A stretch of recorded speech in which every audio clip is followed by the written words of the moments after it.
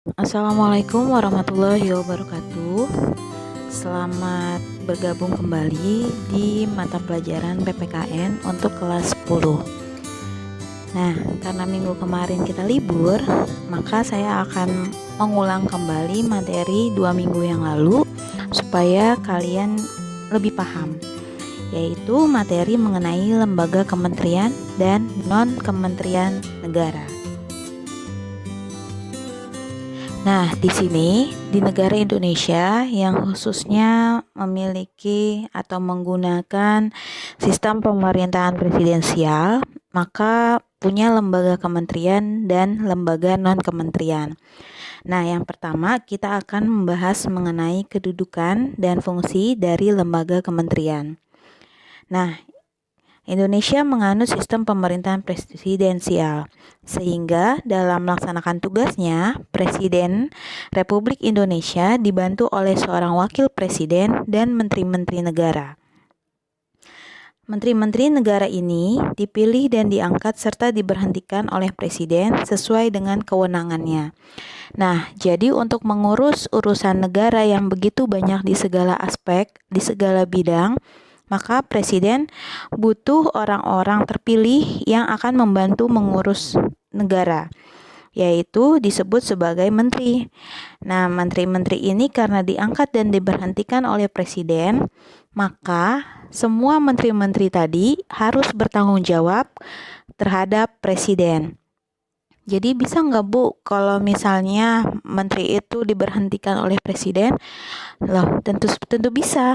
Nah, jadi apabila presiden melihat kinerja salah satu menteri yang tidak sesuai dengan kinerjanya dan bidangnya, maka presiden berhak untuk memberhentikan menteri tersebut dan mengangkat menteri yang baru. Seperti itu. Nah, keberadaan Kementerian Negara Republik Indonesia diatur secara tegas dalam pasal 17 Undang-Undang Dasar Negara Republik Indonesia tahun 1945 dan diatur dalam Undang-Undang Republik Indonesia nomor 39 tahun 2008 tentang Kementerian Negara.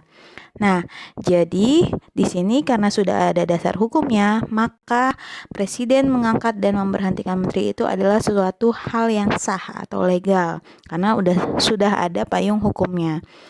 Nah, Undang-Undang RI nomor 39 tahun 2008 ini mengatur semua hal tentang Kementerian Negara seperti kedudukan, tugas pokok, fungsi, susunan organisasi, dan lain-lain.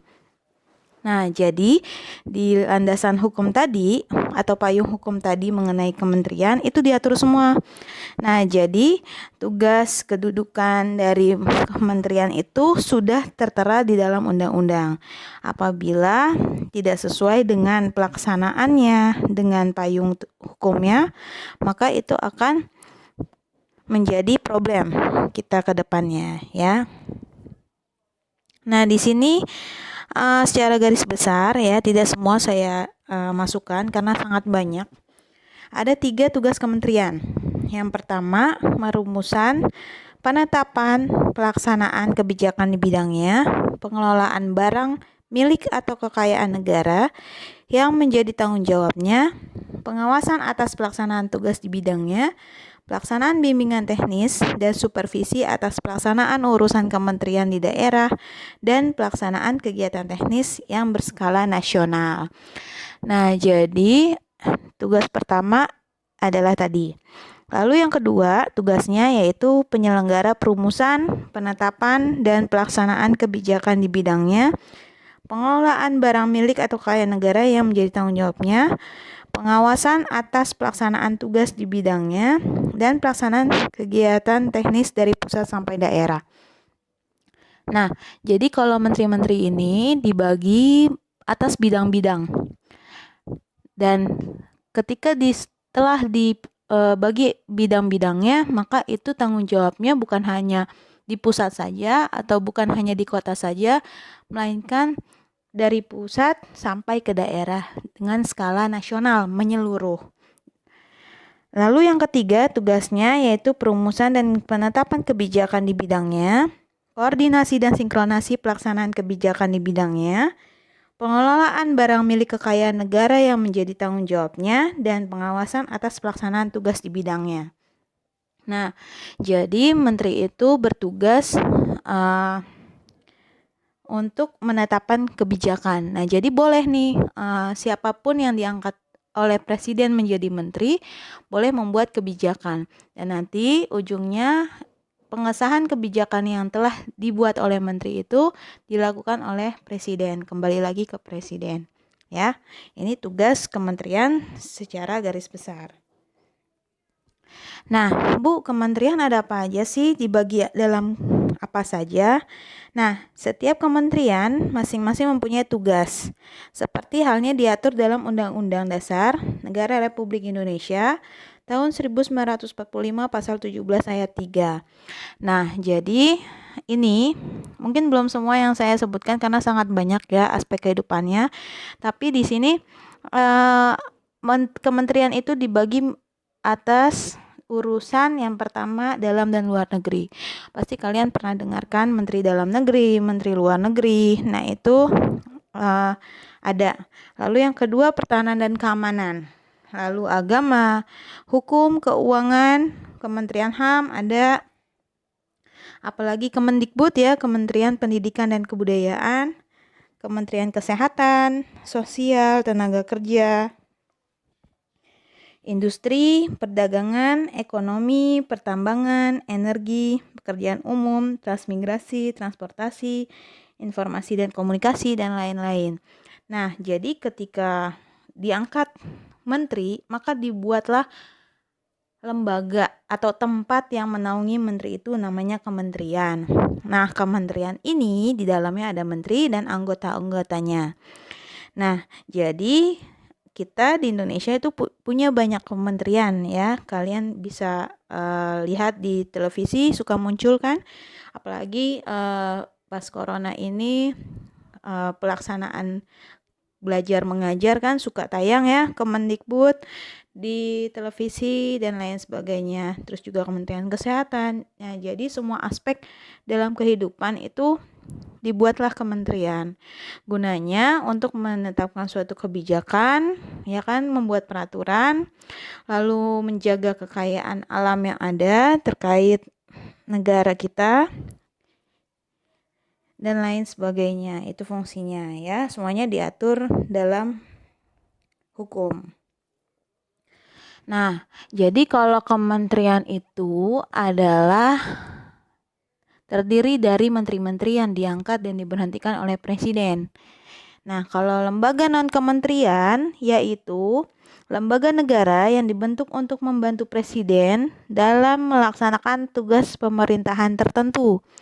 Lembaga pemerintah non-kementerian berada di bawah presiden dan bertanggung jawab langsung kepada presiden melalui menteri atau pejabat setingkat menteri yang terkait. Nah, keberadaan lembaga pemerintah non-kementerian diatur oleh Peraturan Presiden Republik Indonesia, yaitu Keputusan Presiden Republik Indonesia Nomor 103 Tahun 2001 tentang kedudukan, tugas, fungsi, kewenangan, susunan organisasi, dan tata kerja lembaga pemerintah non-departemen. Nah, jadi ketika ada kementerian yang dibuat, misalnya Kemendikbud nih. Nah, Kemendikbud itu punya departemen-departemen. Nah, departemen inilah yang disebut sebagai lembaga non-kementerian. Nah, sama mereka juga non-kementerian ini bertanggung jawab kepada presiden ya atas tugas yang telah dilaksanakannya. Seperti itu. Apa saja sih contoh lembaga non-kementerian yang ada? Nah, di sini kalian bisa lihat. Ini tidak semuanya saya masukkan karena sangat amat banyak lembaga pemerintahan non-kementerian. Nah, di sini ada 7 yang saya munculkan. Yang pertama itu ANRI, yaitu Arsip Nasional Republik Indonesia. Nah, dia koordinasi Menteri Pendayagunaan Aparatur Negara dan Reformasi Birokrasi. Terus ada juga Badan Informasi Geospasial atau BIG. Lalu kalian pernah dengar BIN, Badan Intelijen Negara, itu termasuk lembaga pemerintah non-kementerian. Jadi LPNK ini yang non-kementerian ini bentuknya adalah departemen atau badan ya, gitu, bernaung di bawah kementerian. Lalu ada lagi di sini BKN, Badan Kepegawaian Negara. Nah, ini koordinasi Menteri Pendayagunaan Aparatur Negara dan Reformasi Birokrasi. Intinya, lembaga non kementerian ini dibuat untuk membantu tugas kementerian sesuai dengan bidangnya masing-masing. Nah, terus di sini ada BKKBN, Badan Kependudukan dan Keluarga Berencana Nasional. Ini di bawah koordinasi Menteri Pemberdayaan Perempuan dan Perlindungan Anak, yang masuknya ke HAM ya. Lalu yang keenam ada BKPM, Badan Koordinasi Penanaman Modal, di bawah koordinasi Menteri Koordinator Bidang Perekonomian. Dan yang ketujuh di sini ada Bakosurtanal, yaitu Badan Koordinasi Survei dan Pemetaan Nasional, di bawah koordinasi Menteri Riset dan Teknologi. Nah, seperti itu ya kan. Kita banyak lembaga non kementerian yang tugasnya adalah untuk membantu atau mereka ini bernaung di bawah kementerian-kementerian yang ada. Tetap sama dengan lembaga kementerian, mereka semua bertanggung jawab kepada presiden. Ya, itu saja pengulasan materi dari minggu kemarin.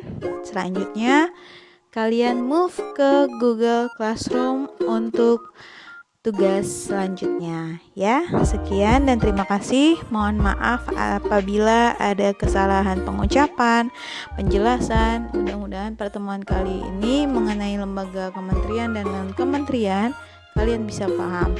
Dan apabila ada pertanyaan bisa kalian tanyakan secara pribadi ke saya ya.